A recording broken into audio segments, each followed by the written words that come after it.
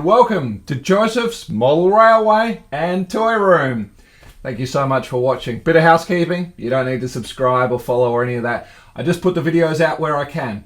And I'd like to welcome you to an episode that I cannot find anything on YouTube regarding clear and concisely, which is the simplicity of PECO INSULFROG points and DCC wiring. It's a little ripper, this video. Let's get straight into it.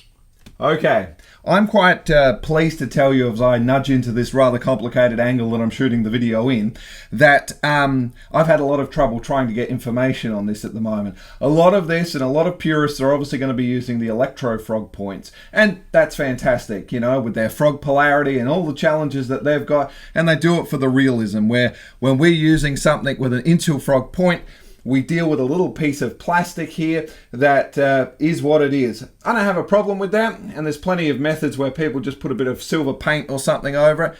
It doesn't really matter. By the time things are weathered, it's not really much of a distraction for me. Again, this is a Hornby point, and if you'll recall, on my original Hornby track mat layout that I've built before, you need to use a packet or a series of these little Hornby point clips, which is basically just a clever little piece of metal which is effectively a staple, and we use two of them, one that sits respectively into each part of the point to keep the electrical connectivity going on. I've seen videos where they will literally cut that wire out, and I said, well, that seems like maybe we need it. Why are we cutting things out any more than when you'll see in the videos, they'll make a little cut in the plastic, take the Dremel tool, grind away just a little bit, and then they'll drop in a drop wire for that, a feeder wire, which is a fantastic thing. I have no complaints with doing that, and I was quite prepared. I thought I was going to be doing it, and here we are. So then I thought, well, before we do anything, let's just build a little bit of a test setup and see what happens. Now, I'm very glad that we did, because the hard work is already done for us. We really don't have to do anything except plug it in and enjoy. We don't need any clips. We don't need nothing. We simply put it in. In fact, I think we've got a locomotive active here at the moment. Yes, we do. So let's just wander in backwards here and go back through that point. You'll see there's no clips. All we've got is some power connected at the other end. Now, of course, the next person would say, well, that's no good, because by the time you switch the point over into the other direction, you cut the power, which is how traditional DC operations did work. Now, that is 100% true. So even after some correspondence with PECO directly, and even their person that came back to me, I even questioned their answer of their own product, who was giving me a whole bunch of information regarding insulated rail joiners. I explained I am using INSULFROG points. It's not electrofrog. Still, the advice I got was rather misleading once again. And so we've waited patiently for our curve points, which were the ones. We've got all the others, and away we go. And then I tried it, and sure enough, we put it on. Now, the whole idea is in the diagram. What they're recommending is, of course, we need power feeds on either end of the point. So we'd have some here, here, and here. And in which case, what I did was I during this test process, I made a whole bunch of test leads, an alligator clip on this side and this. Now, my distribution blocks aren't here. We're going to talk about power and distribution in a later video. But what I basically just did was take a whole bunch of those, overstuff them into the back of the thing. So I've got power coming in on this side, and this side. And would you believe it, some alligator clips down here just to give us power to the track. And we've got on this little sample piece I've just created here with a bit of set track, 2 points there, INSULFROG, of course, as you can see. And we've just got two locomotives that are moving nice and slowly to make sure we have adequate power. So what we've done here is, let's send this one in the other direction, and we've got a class 37 just gently, again, this is very rare I'm going to ever be running anything quite this slow.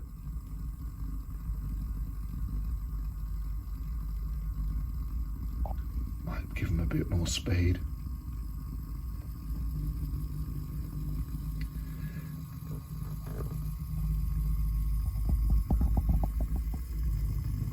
Oh, we're going to be just fine there. And you can see everything is, whoopsie daisy, not quite, but there we go. So again, we've just temporarily wired that up, and as you can see, if we just bring them to a stop now, that works. So in this demonstration now, we'll just have that class 08 passing over the series of points. Again, it's just temporary, some set track that's not fitting very well. I'm not going to lie about that. As it's moving, we'll happily just change the point direction, which is generally where we'd lose the power now. And we'll also move this class 37 over. And you can see it doesn't matter which way I'm changing the points, everything's good. Again, if this was the completed layout in a circuit, we're all done and dusted. But being that it's quite a larger layout, we will indeed have to have a few feeders in for some consistent power. Unfortunately, it doesn't always happen like that, and I was prepared, hence why I made this test thing to see what we were going to need to do to make this work exactly right.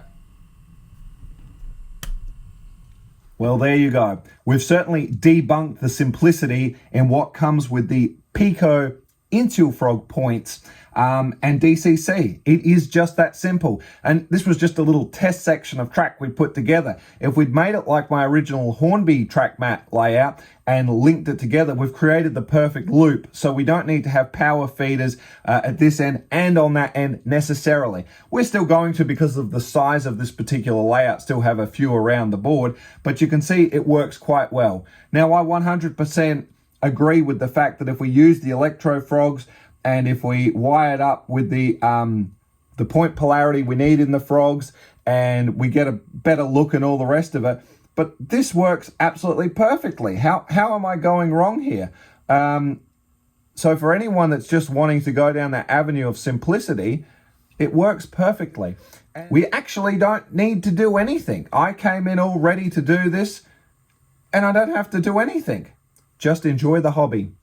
Well, that's going to do it for this video. There's really nothing more to say. I've obviously got the Hornby point and the PECO point here. We've been through about the quality and the build and the rest of it, but basically identical. But if we just look here on the PECO one, this is that particular section of wire I'm talking about, that they've already done that link bit, that we don't need to worry about the point. Another quick thing I just wanted to share with you, and I actually had no idea about this. I've got a little LED with a resistor that I usually will place on a track when I'm just making sure I've got some voltage and whatever to the track to make sure everything is all green and good to go. I had no idea when I was just building this together to make sure everything was happening. I got the meter to make sure it was right. I set it to DC thinking I was going to see that 12 to 15 volt type of thing. When you're on the DC track checking that, and if you're using a meter, and again, I never knew this whole time I've been doing it, you will need to, of course, be having to set the meter, and there we go, coming at 19 volt, nothing on it, nothing at all happening. That does need to be set to alternating current. So that's just something I didn't know about before. I thought it was all strictly DC, but live and learn. That's all we need to say in this episode. Thanks so much for watching, and we'll definitely be seeing you in the next one as we get stuck into some turnout motors so we can get those points dropped in. Thanks so much for watching. We'll see you in the next one. Stay safe. Toodles.